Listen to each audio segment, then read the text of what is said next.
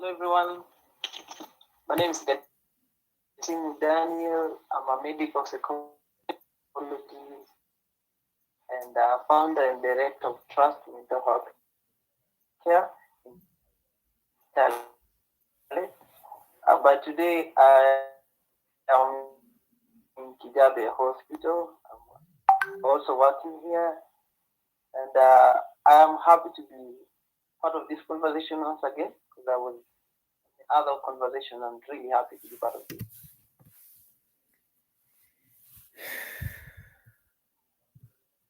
Thank you. So, Gatimo was there with us last time.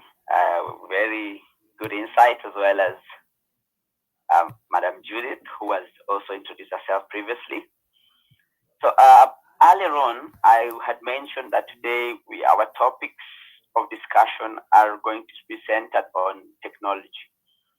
And this is something that is an emerging trend, especially for mental health, given that right now technology has infused in our social life, it has infused in our businesses, it is infused in our day to day, and it is something that we can close to nearly not doing without.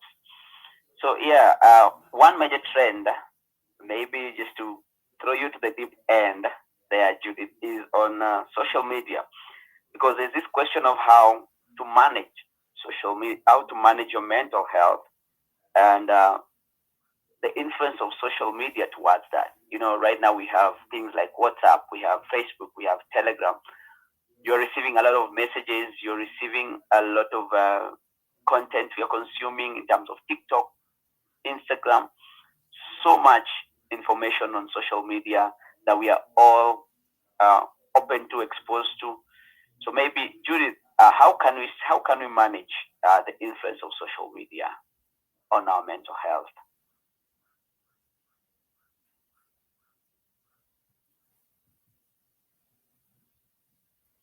I think how can we manage social media? Social media has become a part of our lives, like even the old are now adapting to the new move, but we need to be very careful. How we can manage is pick out the social media platforms that work best for you.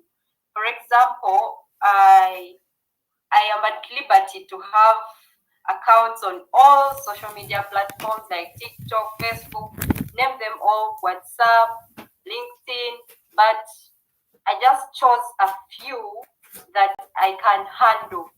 And if you're to have all those many social media handles, it would be best to maybe employ nowadays there are virtual assistants that can help you to manage your other social media handles so that you don't have to take on the stress of having to manage every single account that you hold.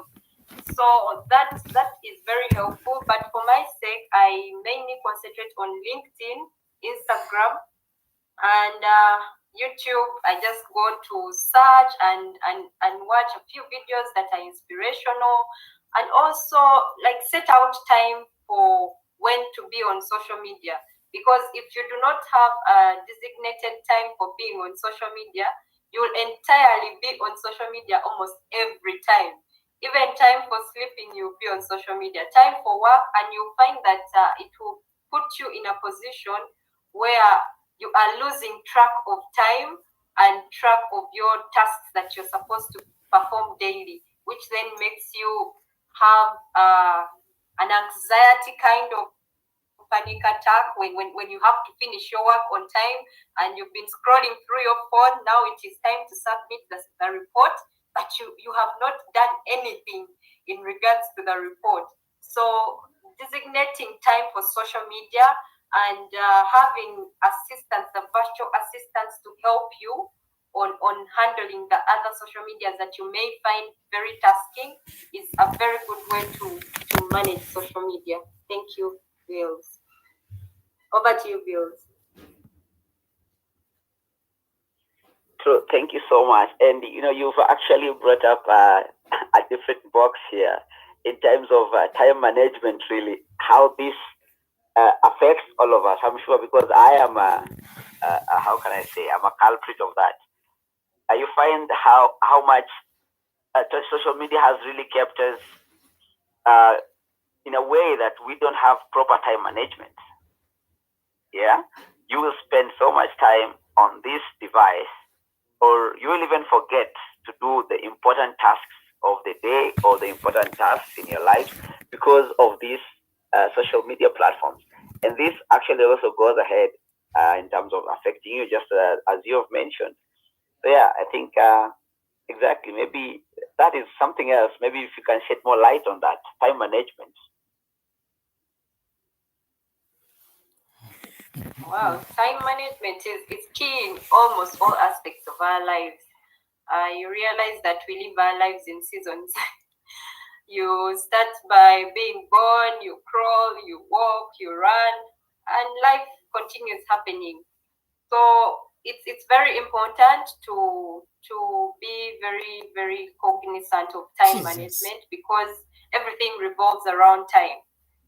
So how can you manage your time better? Like I said, it is about prioritizing and putting your tasks and viewing which task comes first before the other. For example, as giving a scenario of a workspace, I used to struggle a lot with finishing my reports on time because I would scroll through my phone, and before I know it, it is almost time to leave work at 5 p.m. and you now have a backlog that you should have worked on, but because you got taken away by the scrolling, now it is creating that anxiety of I wish I had done it earlier. I had the time to do it, but I just didn't do it because I got taken up with social media. So what somebody can do and what I do is designate time, like a specific time. Maybe you can say if I report to work at 8, there's break there's a break time in between, maybe mid morning, usually between 9 and 10.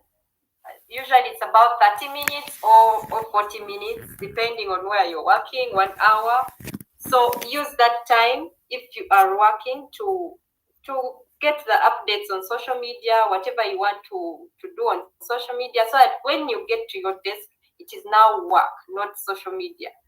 And then there's also lunch break that you can use. If you feel like you cannot control yourself during the working hours, then just do not go to social media. Just designate it for after work hours, and then you can have an hour or two, depending on what you can handle, the one that doesn't bring you stress. Because again, if you do it after work hours, chances are high that you will scroll through your phone, watch all the videos, and by the time you realize it is actually 3 a.m. and yet you have to wake up and go to work. So you need to like plan your time and designate which time is for social media, which time is for work, and then have a to-do list and tick off.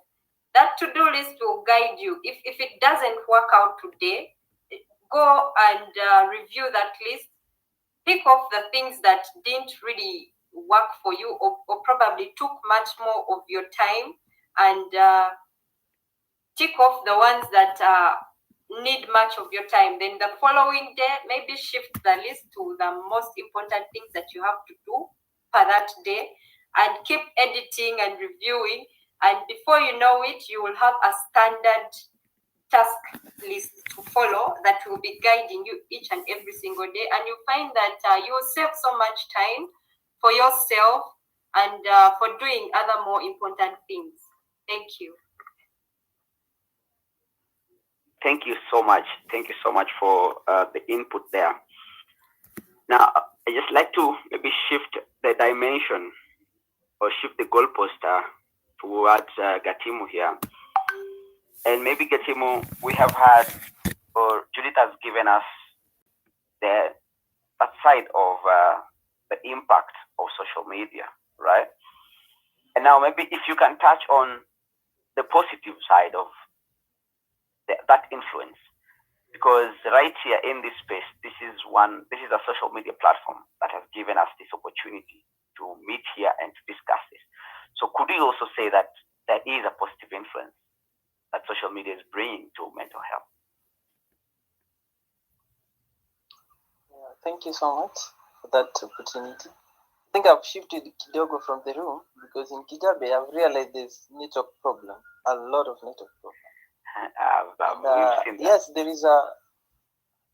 there is positive impact on technology on mental health. And number one is what you're doing today. Through technology, you can create awareness and education about mental health, and by so doing, we can actually reduce stigma as well as encourage people to seek help. Yeah, we encourage seeking behavior through websites, through the posts that we post through WhatsApp, the posts that we post through LinkedIn, the posts that we post through X or Instagram or even Facebook, encouraging people to go and seek help whenever they have a problem with mental health. At the same time, we're educating the society, the world about mental health and the importance of keeping your mental health stable, at the same time about your well-being, which is very important. Number two, through technology, we have quick or easy access of resources. Uh, we talk about teletherapy, which we find online through online, which is online session or online therapy. It's one of the way of dealing with mental issue. Through you can easily find a professional through online therapy, mental health app, or social. You can also get social support in online on through technology.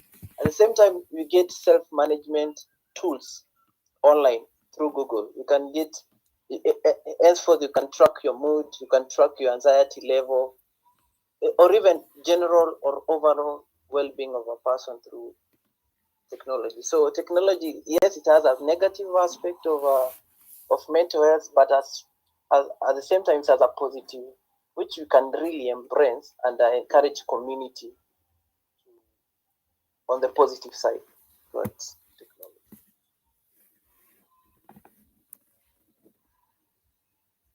Well, yeah, definitely, because well, maybe before I continue, welcome. More listeners have joined in. Thank you so much. We are not far gone. So, yeah, Samson, I can see you there. Thank you so much. Jacqueline, thank you so much. And our guest from Ukraine is also here. Thank you so much. So, guys, yeah, this was the topic on discussion right now is on the influence of social media on our mental health. And indeed, there have been, when we are on these social media platforms, we get to relate or we get to expose ourselves to different videos, especially right now, it's videos and even messaging and posters and what have you. So maybe if I put a casing example, what has been happening around Kenya or in Kenya for this past four weeks, we had demonstrations that were, and we had young people going out in the streets, and we saw how this particular platform, fueled the reaction of people. It led people to go from the social media platforms, and this pushed people to the streets. So, is this also a kind of influence that social media brings? Yeah. So, is it sparking change? Is it sparking something inside people? Yeah. So, Judy, maybe you can share with us what are your thoughts on that? Wow, that's a good one. It was so practical. That's actually influence. Yes, it is, because Twitter was on fire, LinkedIn was on fire. Like that 2 weeks that it was that people were demonstrating, it was all over the place, in the news, every social media. That showed that social media has such great influence that if just one person put an idea and the rest of the people relate to it, they will jump onto it no matter what. And that showed us that that we have a voice.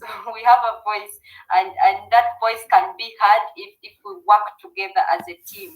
You saw a very good example of teamwork, like everyone jumped in on that financial bill. Everyone wanted to know what exactly is this financial bill about. Even us that were in the neighboring countries, we got interested. We wanted to know what exactly is this financial bill about and why are people rioting about all this. But it is a good cause, yes. The influence was really great, yes. But you realize that there were also negative bits of it, much as there were positives in it. There are people that lost their lives during the demonstration, which is negative. But yeah, I think to everything there is good and bad side of it. But the major thing is that they were hard, and I believe it is now getting better.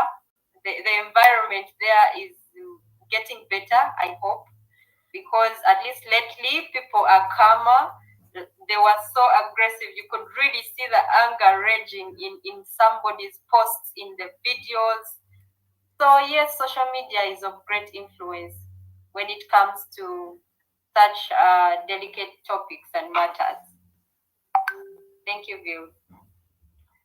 Yeah, thank you so much, and especially because we are looking at it in the sense of how now that, as an example, can be brought and infused in with the mental health space, because this is something that has had a lot of stigma, especially in us Africans. You know, many people don't believe in, or rather, they don't have that will.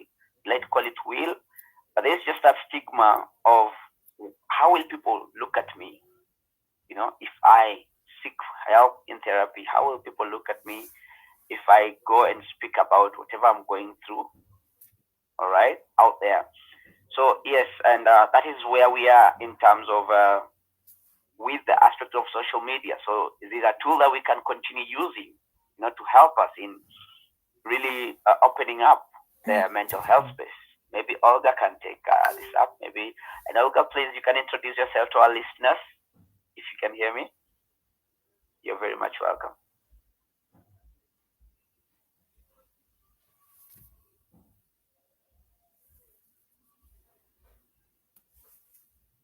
Olga, did you hear?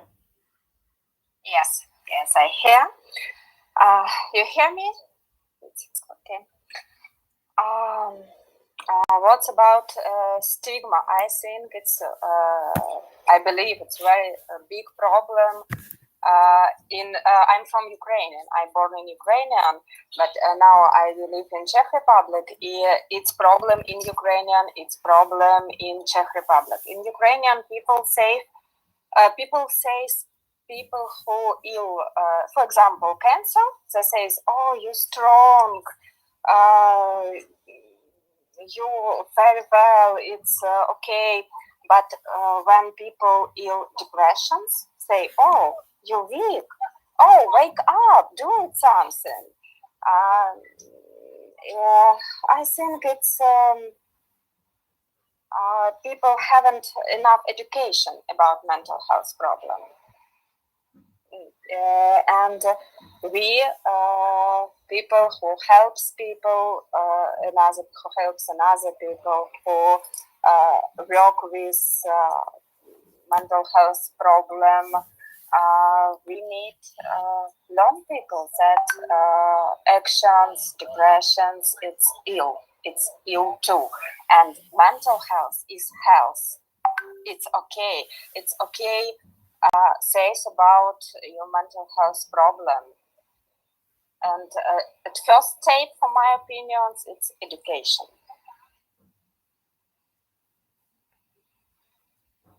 Wow. Yeah. Thank you for that. And indeed, so maybe if I can bring you in, Gatimu, to this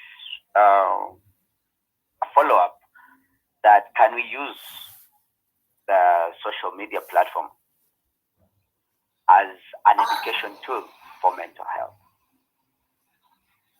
Social media platform, yes.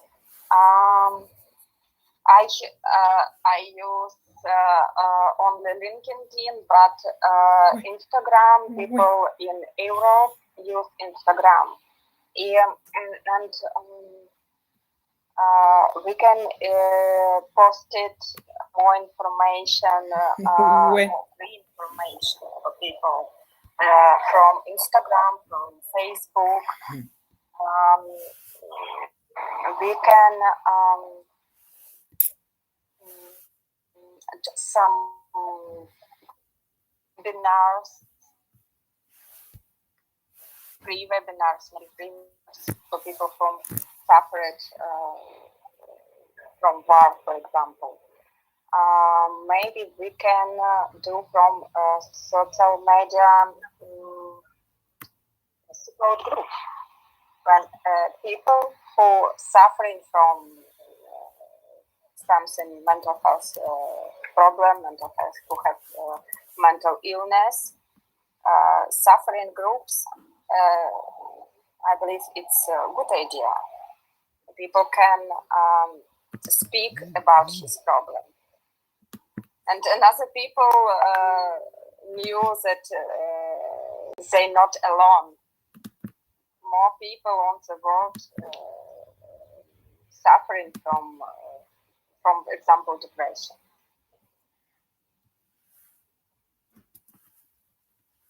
Well, thank you.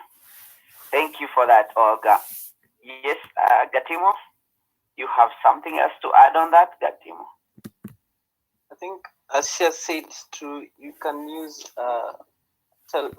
technology to create awareness about mental health, and as per se, to continue emphasizing on the well-being of a person through technology, because one of the ways of doing that we have tried about, like learn for teletherapy is an online mental health care where somebody can book a session online and you can see, or you can actually assess a patient and help them and do therapy online, which is a good thing that is happening today in Kenya. At the same time, of course, we have a concern about privacy. We have a concern about data safety. There's a big concern in technology because there's a potential of somebody misusing a personal information. But so far, we haven't seen any that comes from mental health issues or data being misused about a person. But one of the problems that maybe you face about technology is about maybe cyberbullying. When you come to talk about mental health, but most probably it's easily, it is effective, it's efficient to use technology to create awareness and as well as improve mental health among society and in the world. Well, yes, thank you so much. Maybe I hope our listeners, we are following in and really getting something from our panelists, because something else that Gatimo you've mentioned, and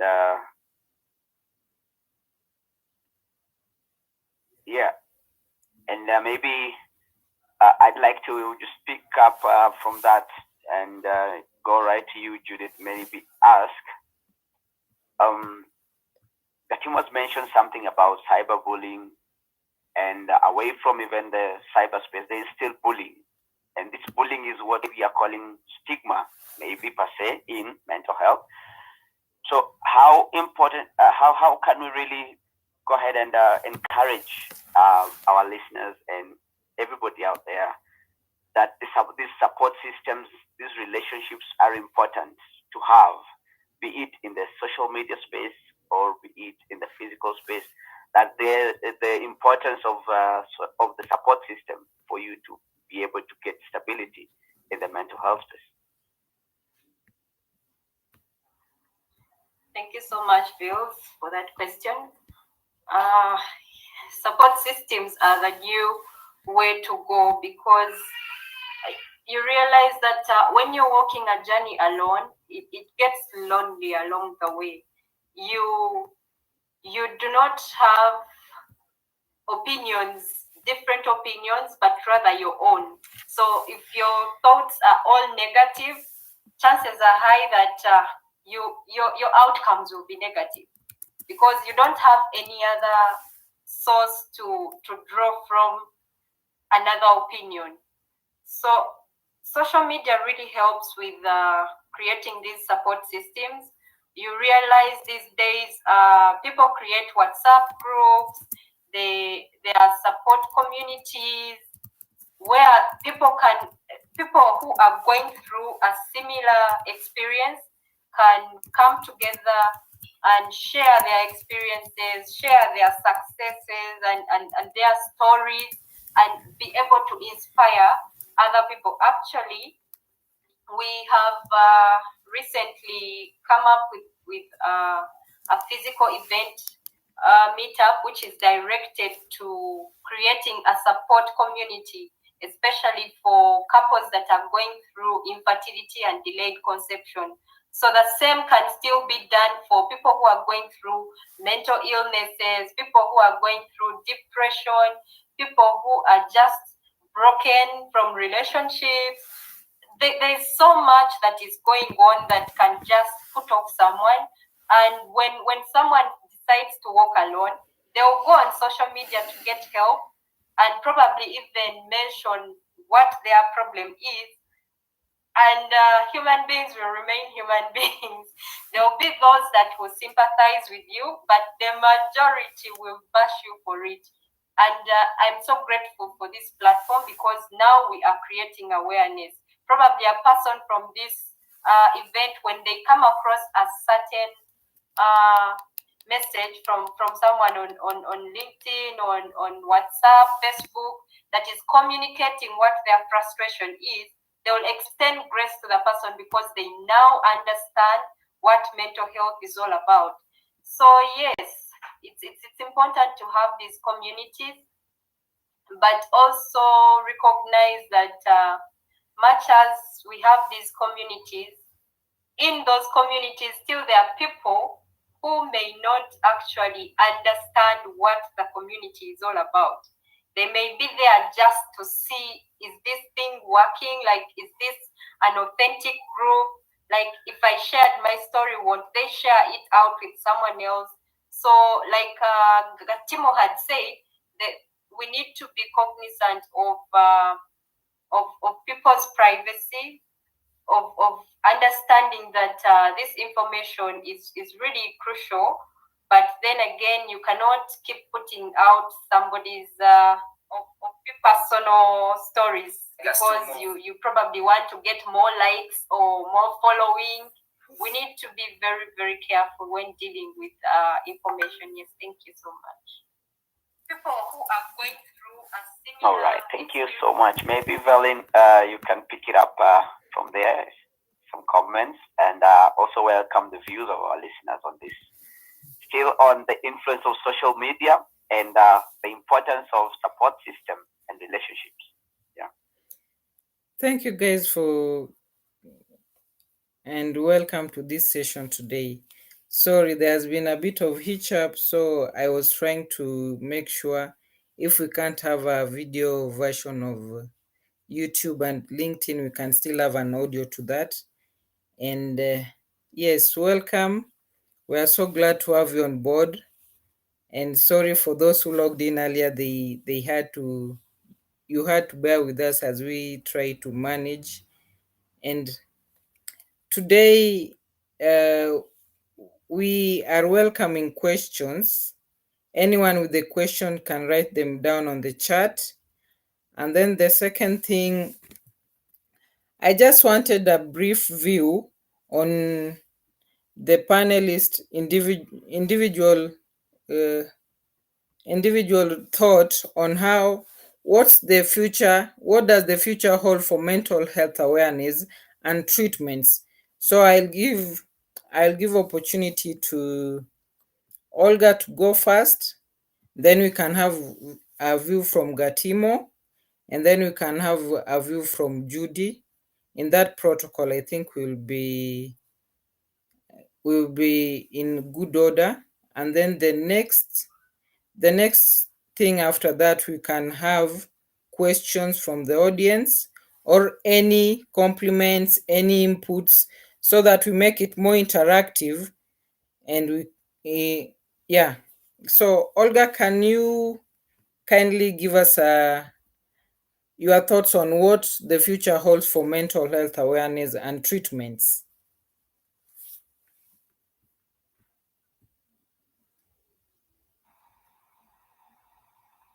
I'm sorry. Can you repeat, please? I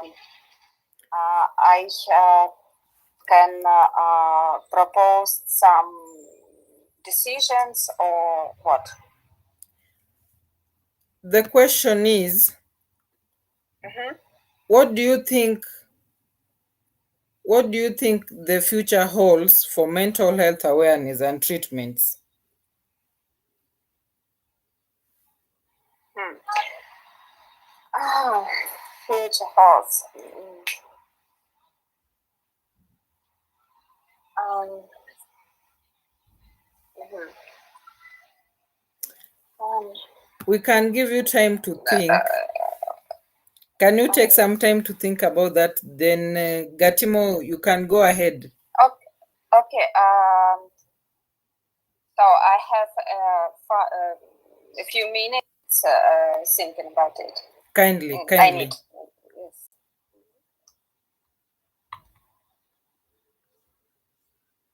Okay.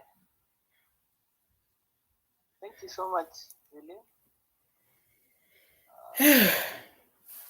What I can say about the future of mental health, in a personal level, I think mental health is going to be very rampant in the world because there's a need of help, there's a need of professionalism, there's a need of awareness, there's a need of each and every individual understanding about mental health, and in a personal level or in an individual level, especially we have created a connection between mental health, physical health, because we are human beings, and as human beings we have aspect of life, and we are social being, we are physical being, we are psychological being, and this and also spiritual being, and this aspect of life we have to interact with them as a personal level. And mental health, as it goes, because of economic constraint, about the way society views it today, I believe in the near future,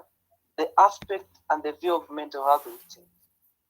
With the awareness that you're creating, with young people understanding about mental health aspect, we are going to have a country or a world that really understand the importance of mental health as an aspect of life, and the way it affects not only psychological but also physical, but also financial, but also social and interaction of human beings.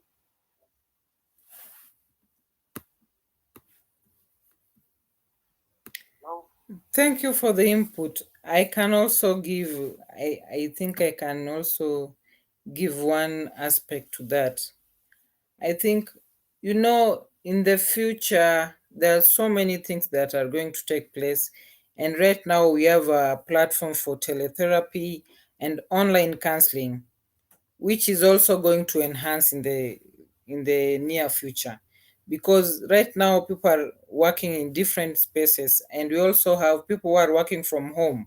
They also need the therapy, and they also spend so much time alone. So at times they need someone to talk to, they need someone that they can consult on different things. And this is making a, a different turn to therapy. That's why we also offer teletherapy, so that anyone who needs it can get it at the finger of their tips. So, Judy, you can also give an input on that. Thank you, Villain and Daniel, for that. I will not differ so much from Daniel. Actually, yesterday we were having a conversation with a friend, and she was telling me that mental health is booming right now because there are so many cases of suicide, so many cases of people running into the extreme of depression. That's why mental health is booming right now, and in the near future, it might not be the same thing. But I beg to differ because every generation comes with its own kind of challenges. For example, for our parents and grandparents probably didn't have the pressure of going through the thing that the negativities that come with social media. So I am quite sure that mental health will still be a relevant topic of discussion even in the near future. But the beauty is, in this season, there are so many awareness sessions that are ongoing. There's so many recordings on YouTube and all these other platforms where people can get information on mental health. So that will be helpful in that even the future people will be able to backtrack and read and view these different information that was put up on mental health, and probably they will even develop better ways of navigating mental health in the future. But uh, for this platform, I'm really grateful that we are discussing this because there's so many people that have been suffering in silence. But when they get to such spaces, they now start to see the beauty of opening up about their problems. We realize that even in our families, we actually have people who are struggling with mental health and they have no idea what to do or where to go next. You see some reputable person in the community has committed suicide and they were a prominent business person. So you wonder, how is it that this person was so exposed, had all the ability and the money to afford the mental health treatments, but they chose to just sit back and go through it alone. So I think we really need to amplify our voices on mental health. It is not a crime. Like someone earlier said, I think it was Olga, that when someone has cancer, everyone is like, oh, you're so strong, you'll go through this. But when it is mental health, the reverse happens.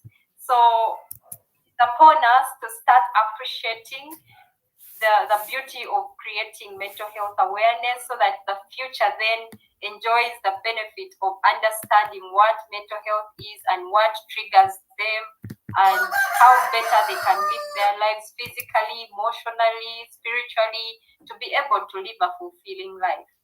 Thank you, Villain. Over to you. Okay, I've seen a question from Letitia. So I'm asking. Yeah, thank you so much for that insight, Judith. And indeed, the future looks bright because if this is something we can be able to start having an open discussion about right now, then it means the future looks bright for mental health, and it's something that is worth being addressed. We have a question that has come in. Maybe if I'm going to read it out. I don't know if Gatimo, you'll be able to take this. How does one set boundaries between work and personal life to ensure they have time for self-care and relaxation? Well, thank you again. I think Judy talked about it, prioritizing and planning, because we are human and we have a lot of things to do, especially in an adult setting. We have a lot in business, a lot in work, a lot in family, a lot also in personal. There's some things you need to do as self. The time I talked about the last time I talked about the genetical combination of needs that we normally need as human beings. And one of them is to survive, to have pleasure, to have power, and to realize that we have ability to solve our own problem. And one of the things is to prioritize our job. If you know you're good, uh, you have strength in the morning to do things. Like for me, I'm good in the morning. When something is hard in the evening, I normally preserve it in the morning hour. I can sleep early at 8, but wake up at even 3 or 2 to finalize the job. So number one is to prioritize the work. Know what you have and how can you do it. There's something that we normally say about core belief. Core belief is something that pushes human beings in the way they view themselves, they view others, and they view the world and the future. And that aspect of you knowing yourself as a person, knowing your ability, knowing your power, what to do, what you can afford, and what you can work on, it really helps a person in planning and achieving work. So there's a personal aspect of you and there's work of you. If you know you can't do work at home because of family and children, make sure you feel that work at work. And you have another role as a family or a head of a family. If you're a lady, you're a mother, you're a wife, if you're a man, you're a father. At the same time, you're a husband. There's these two combinations. Make sure that the stress at work is remain there, and the family issues remain there, because these two, they when they collide, they cause havoc in our own personal life. The aspect of setting boundaries, setting time for work activities, setting time for family activities is very good. It looks simple, but at the same time, it's very effective.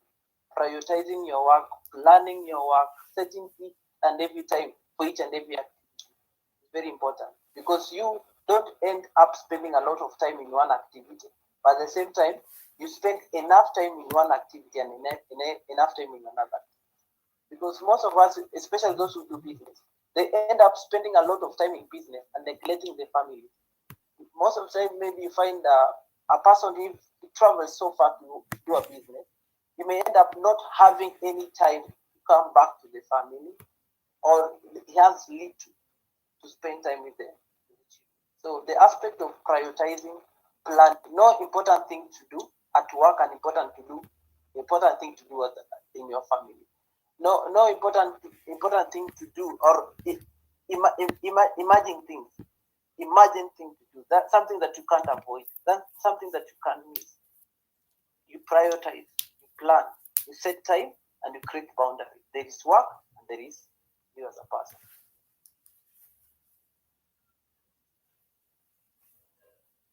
Okay, yeah, thank you so much. Judy, anything to add on that? Yes, I would like to add something. He has spoken into people that are working and having a life at home, having other responsibilities at home.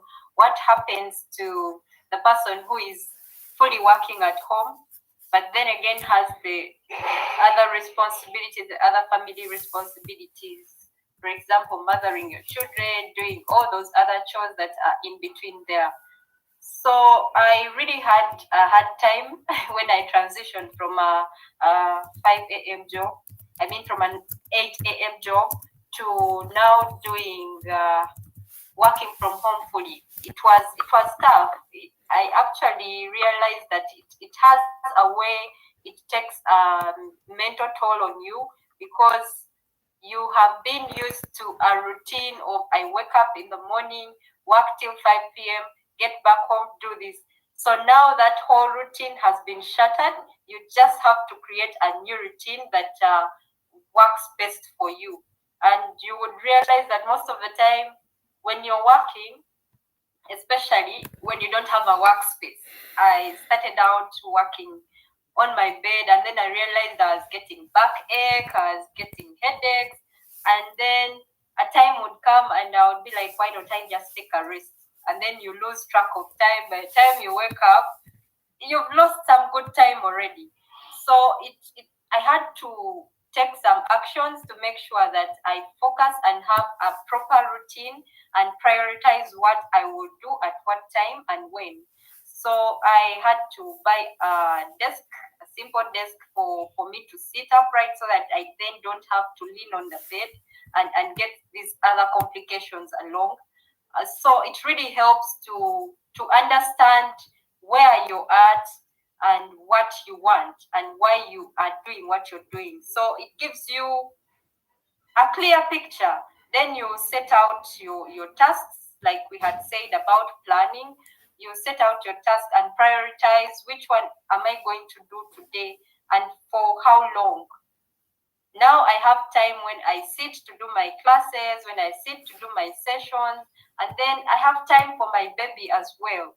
It is getting easier. It's still a work in progress, but at least I am much better than I had started. So another person logged in here could be going through the same. They are working from home and they just don't know how to figure out a routine that works for them. There are also tools that can help you to develop these routines. There's one that I recently got to know about on LinkedIn. Someone posted about it. It's called Virello, something like that. And it really helps because it gives you a list and you set out what you're going to do, the time, the date, and it takes a lot of discipline to follow through. So discipline is a key factor in having these tasks done in a daily routine. Thank you, Bills. Thank you so much for that. So yeah, again, that I'm sure it is difficult for, especially when you're starting out, coming up with a routine. So yeah, maybe Valen can also chip in some of our insight on the same question. I think I'll just be brief about it. Okay. One thing that helps a lot is planning. When you fail to plan, you're planning to fail. So most of the time, try and plan, and there are different tools and apps that helps with that. And then the second thing, you have to establish clear work hours so that you know how many hours a week am I supposed to work, and have and communicate that with the people you work with so that they know. And from 8 a.m. to 3 p.m. I will be working, and you can contact me on any of the hours around 8 to 3. And then also make sure your colleagues, supervisors, clients have the same information, which will help you balance your work and social life and family life in case there is something to do with family. Then the other thing, always separate your spaces. If it's a social space, it's basically a social space. If it's in a arena that you are working, it's workspace, strictly work. If it's home, if you are not working from home, if you are at home, it's family time, and you have to be clear with that. When you are home, it's home time. You don't have to work at home, or you can maybe separate an hour when everyone is asleep and then work for an extra hour so that you don't have conflicts. Then Savia, I'm also seeing other people asking other questions. So maybe if you have not answered the question well, they can always free to DM or talk to us privately. So you can share the next question asked by Jacqueline Onyango. Yeah, maybe before I proceed to Jacqueline, I have Moses raising up his hand. He has something to say. Moses, I'm going to give you the mic for 2 or 3 minutes to have an input as we move to the next question. Thank you so much.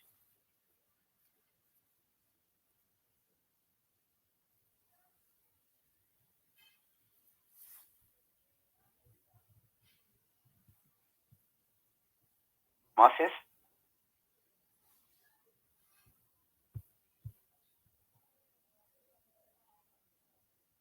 Hello?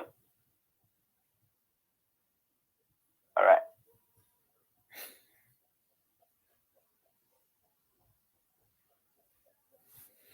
As Moses is handling that, maybe we can ask this next question. So Moses will be coming right back to you. Jacqueline is asking, how does one switch off? And given the recent happening in our country, and that is Kenya, I find myself constantly searching for updates on social media.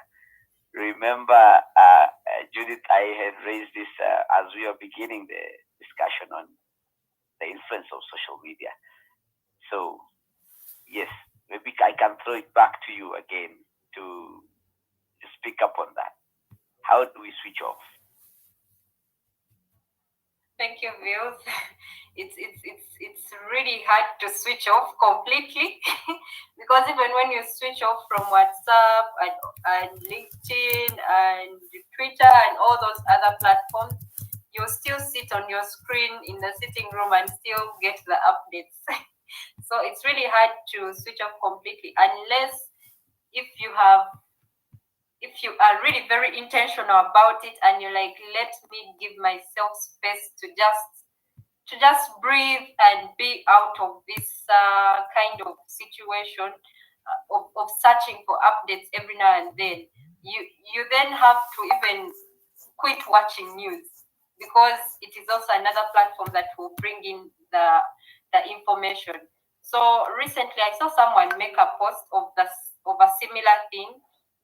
What they did is they completely switched off everything from all the social media platforms, and the person said they did it for like a week just to breathe and recollect themselves because they had taken up so much information and mostly negative information. I think around that time they had killed a number of people during the riots, and it was really taking a mental toll on him. So what he did is he took off time even from the news. He was not watching news on TV, not going on WhatsApp, nothing. He just totally switched off.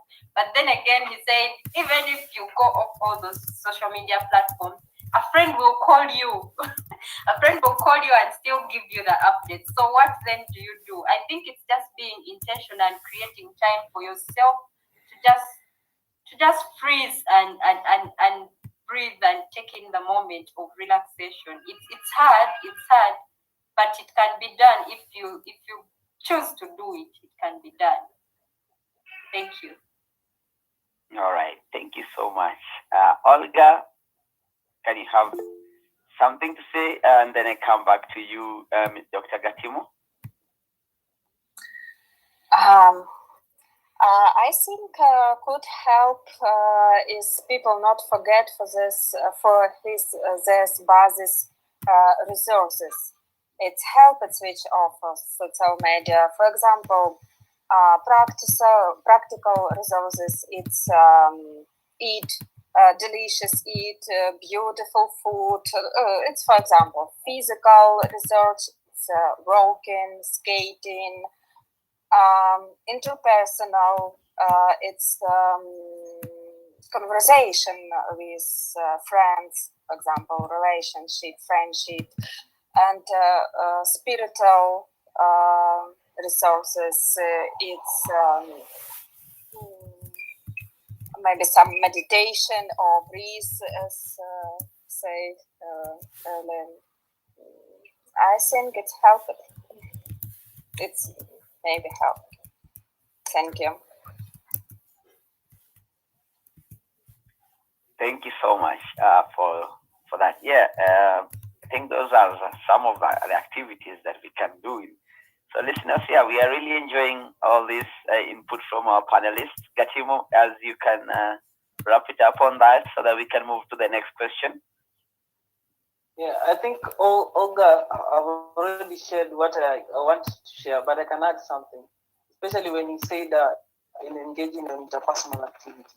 I wanted to add that engaging in offline activity, especially the one that doesn't involve social media, like the one we have shared. Yes, thank you. Activity and social interaction. At the same time, be mindful of the context that you put in your mind through social media, because you need to understand how the content you consume affects your mind, affects your mood, and affects your self-perception. Because like whatever is happening in our country, we have had people being shot, people being killed, people dying, and those they can't affect our mood. They can't affect our self-perception. You can develop fear from those trauma or traumatic news that you hear. So it's very good to be mindful of the content that you get through social media.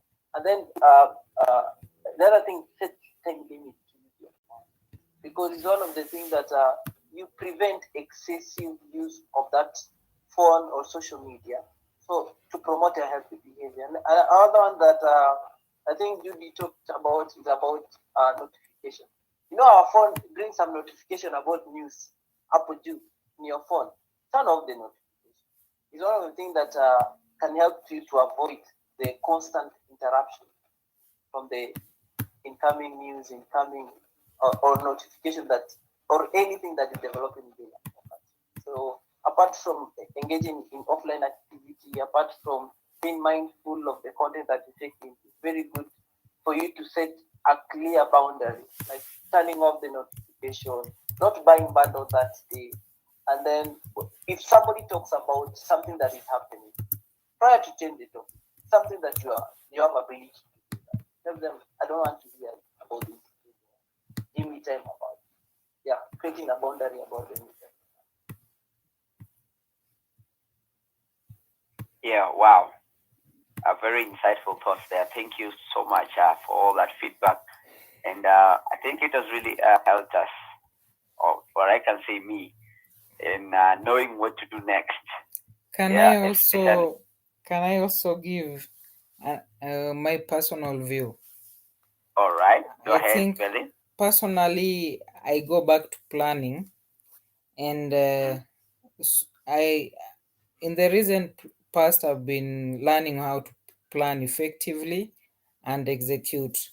So also I've the main thing I did, I muted most of the notifications, and then secondly I had to plan time to use my phone when when I'm home. There's a time I use my phone. When I'm at work, there's a time I use my phone for the other things that are not work. So I basically divided work and leisure that involves my phone.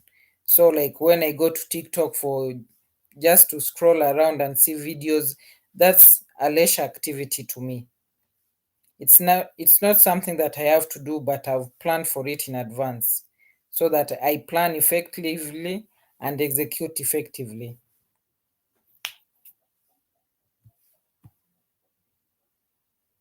Thank you. Moses, are you able to share? And Barbara is also raising her hand. So we can talk Barbara if Moses is still not able to talk. Moses, you're muted still.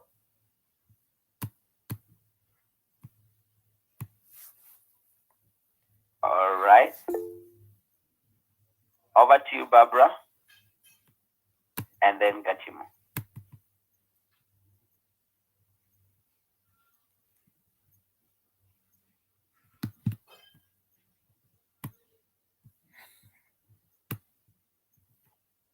Okay. Gatimo, you can go ahead and speak. Barbara is saying she was just clapping. All right. I think I wanted to share about an offline activity that somebody can do, because I believe you're a social being. You have one or two friends that you can maybe call them for dinner, call them for lunch, and there's this indoor activities that you normally do in a personal level. Especially, it helps me a lot in social work. Sometimes I'm really engaged in the activity of my job, and I need to find time to relax and have friends or do something. And one of the things that I do is to call friends over my place and we play. There's this indoor game that you can have and have fun. Liquidation, Monopoly, Scrabbles. They kind of good in social engagement and something that somebody can use to be aware or to remove yourself from a cloud of social trauma on what's going on within a country.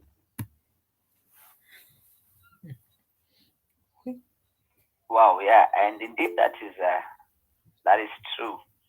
Yeah, Judy, you have something to add? Oh, yes, I do.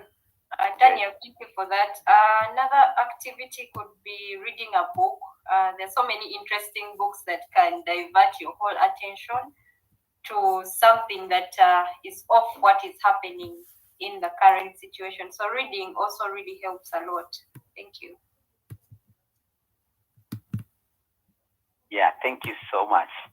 And indeed, I think we are really getting good feedback on mechanisms of dealing with mental health or just coping with mental health, because I thought it is more infused with our day to day. It's not only capped on the questions that we've been answering, but the feedback that we are getting from our panelists are all round: reading books, being interactive, playing games, creating a routine, having a good time management, being a planner. So all these are just all round mechanisms that can really help us to cope with our mental health on a day to day basis. So really enjoying the session, guys. Thank you so much. I hope listeners, we are having an interactive time. Anybody else, you're free to give us your feedback. You're free to raise up your hand. We will give you the mic, and you can share with us a personal story, a personal journey, because I believe that in our day to day, we have had different positions where you have shared a story with a friend, with a relative, or with a coworker, with somebody, and you've encouraged them, or from your story, they were inspired. So these are some of the things that we would also like to hear from all of us. If you're interested to share in the space, it's a very open space, safe space, and we're encouraging all of us to participate and talk. So there was a question that was raised here a bit earlier, and this is again to our panelists, and it's quite challenging one, because the question is on what is that one thing that we can change on how we handle mental health in our community. If it was up to you, if it was up to me, what is that one thing that you could do differently so that we can positively impact the journey of mental health?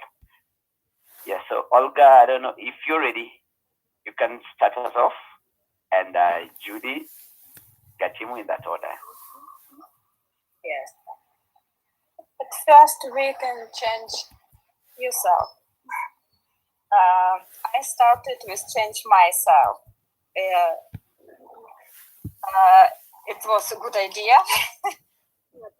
And I think make sure to keep up for your needs for nutrition, you need hydration, rest, and companionship. It is the first. It's the first step for mental health. Rest is a part of work. Hydration, if I need enough water, I feel better, and I feel better physically and mental better. It's very important. Thank you.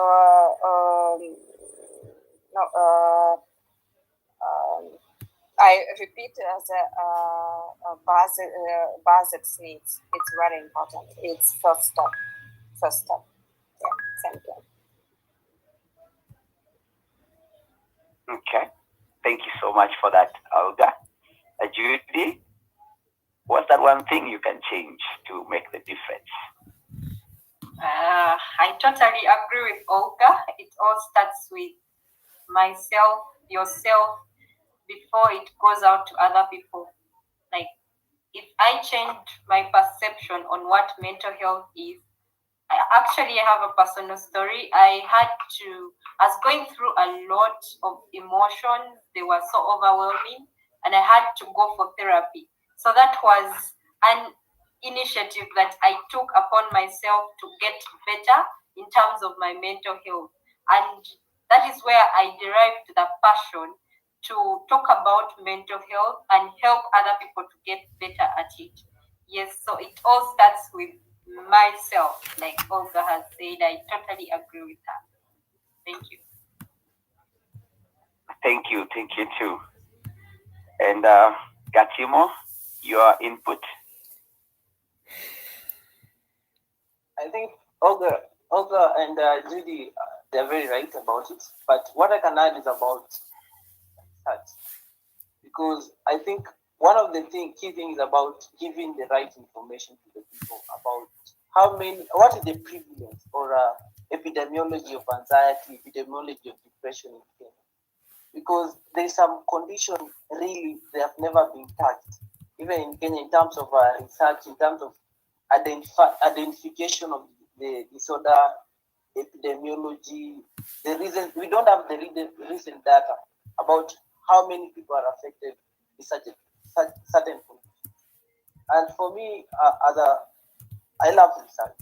At the same time, I am creating awareness about mental. For me, it's for scholars. If we we can create more time and more resources and push ourselves towards research, so that when we come and share data on the table and say a certain percentage of Kenyans, certain percentage of youth and adolescents are suffering from certain mental disorder.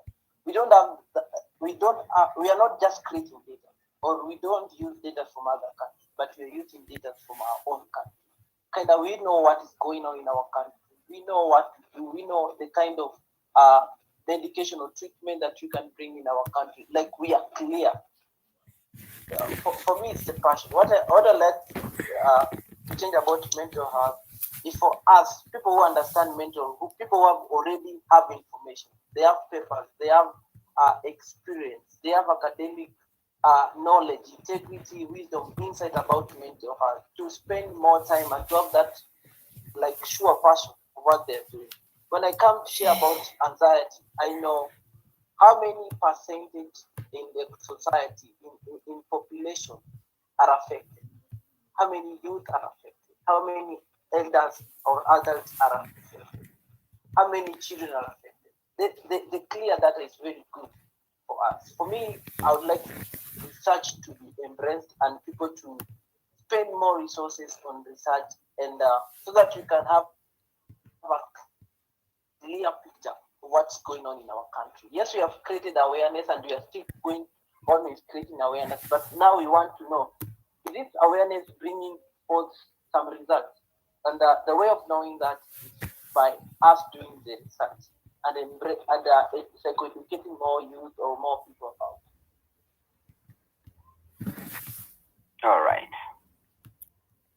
Thank you so much, Dr. Gatimu. And I don't know if Velin, anything else you can input?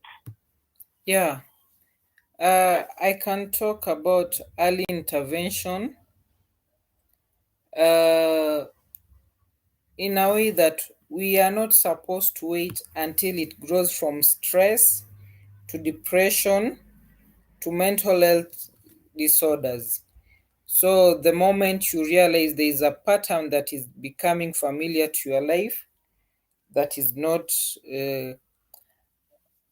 close to normal, when you realize the stress is now bringing so much headache to your life, or you are starting to have your stress is starting to affect your personal health, you are supposed to seek intervention as early as possible. So let us have a way that we can always cap them early enough so that they don't get into mental health disorders. So, yeah, that is what I had in mind, and that was my main contribution. Okay. I appreciate you for that. Thank you so much for all the insights. So, dear listeners, we are coming towards the end of the session today. And just before we go, I'll be giving each and every panelist about 3 minutes to give a final remark. And what maybe you can add in that remark is, for our listeners, what can we also tell them in terms of their contribution to breaking the stigma of mental health. So, as Savia, what can I do in my space, in my social groups? What can I do to contribute to that? So, as we are doing our final remarks, kindly, we can start off again with Olga as we go in that order. Final remarks, please. Thank you. It's a very important conversation, and I would like to add that helping others is very important. Research confirms that those who help others during crisis fare better than those who isolate. And if all people started helping others, it's breaking the stigma. It's make mental health as health. Thank you.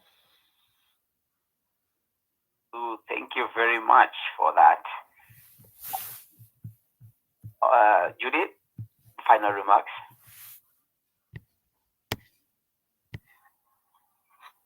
Thank you so much, Bill.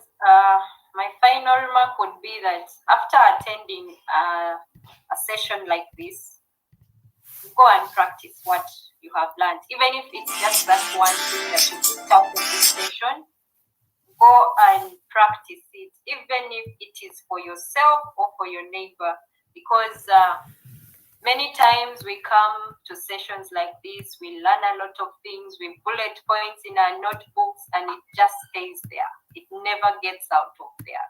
So my major concern is that after such sessions, let's practice what we've learned. You do not know what that one thing you've learned from here can do in your life or your neighbor's life, or a random person that you could meet on the way and you identify that this person is not okay. You could help save a life out there.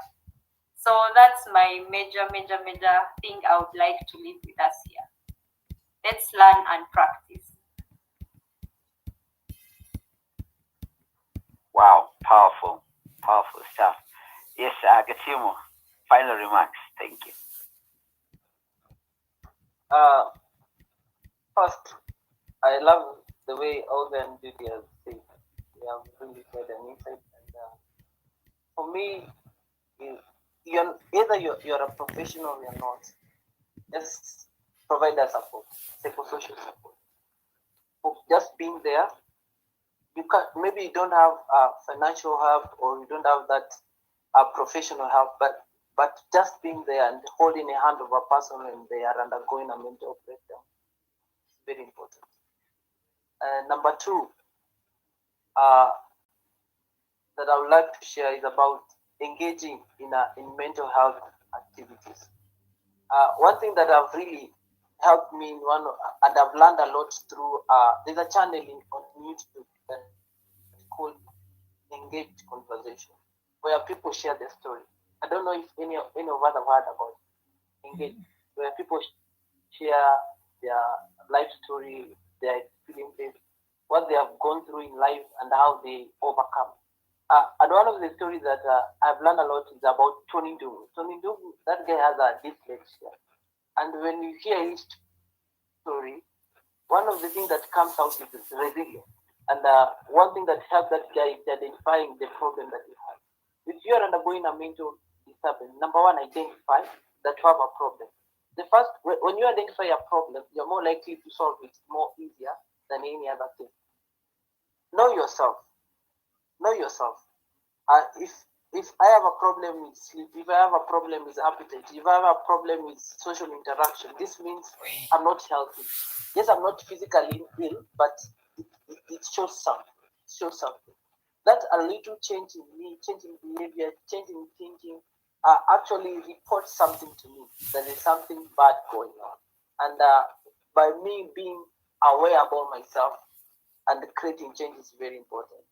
One thing that I recommend to our viewers or to our listeners is that you can go back, search on YouTube about engaged conversation. They have good story that you can learn from their stories and actually build resilience with that. And that part, uh, the take home is that we are product of our past experience. We are product of our childhood experience. What you are, the way of thinking, the core belief that we have is because of our interaction with the environment. Sometimes we have come from abusive environment, from an environment that aren't good. We can be a product of a situation, product of people, but we are not a victim of that. You're not a victim of that past experience. Whenever you find that yourself as a victim, then you found yourself in a wrong side. You understand? But when you realize you are a product, we are a product of genetics. We carry some predisposing factor from our genetical aspect of mental disorder. And one thing that we need to know is how to build ourselves from that. We are a product, but not a victim. That is my take home. Thank you so much.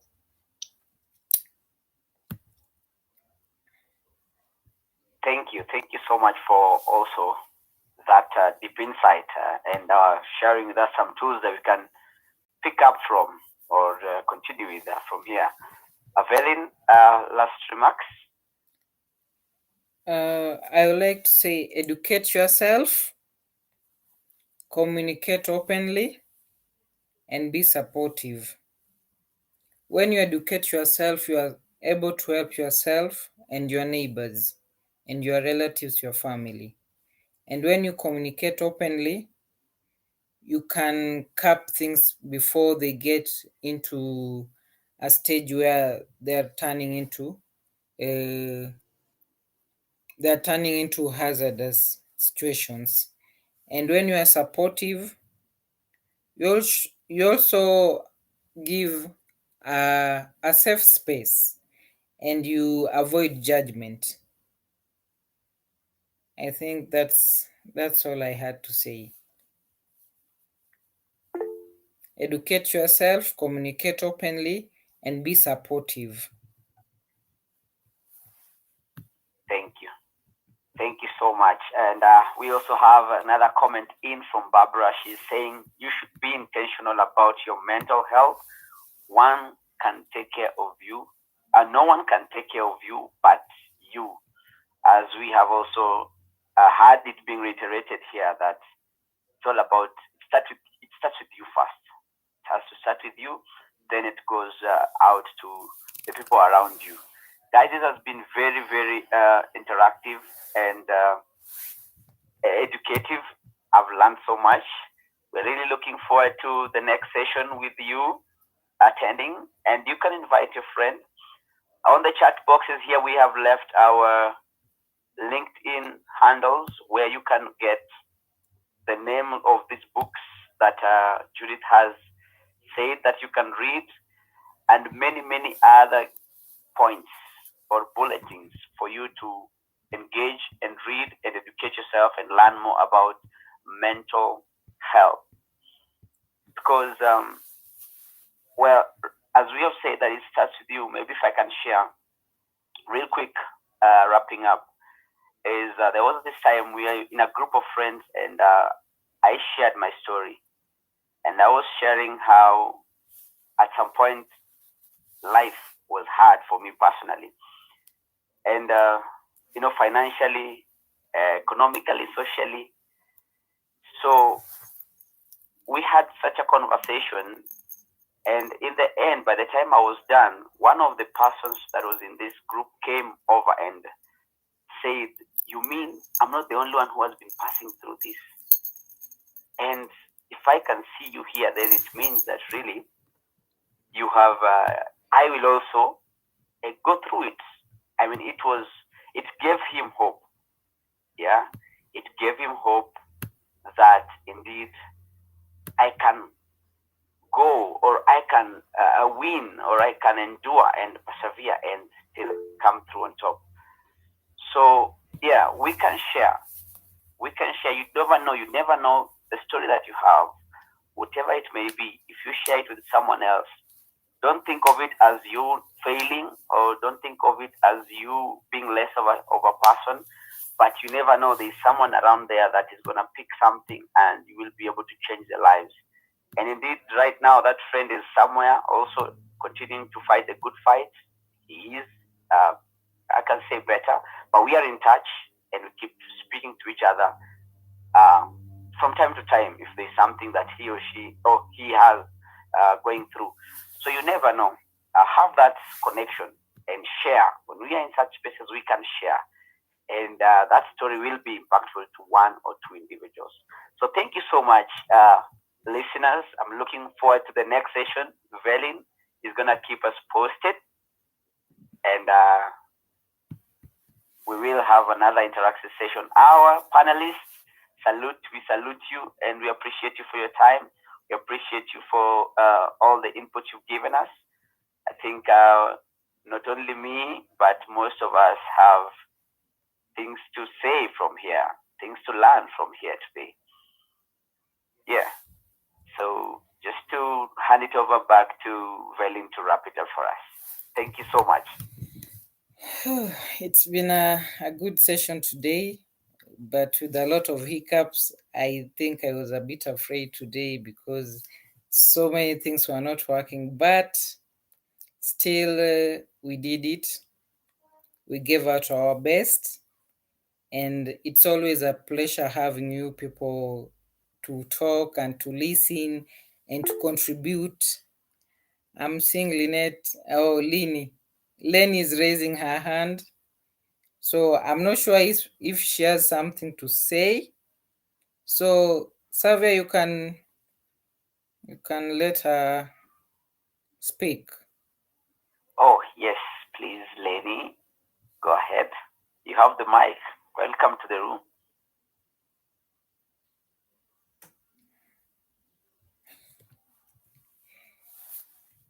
Maybe it's accidental.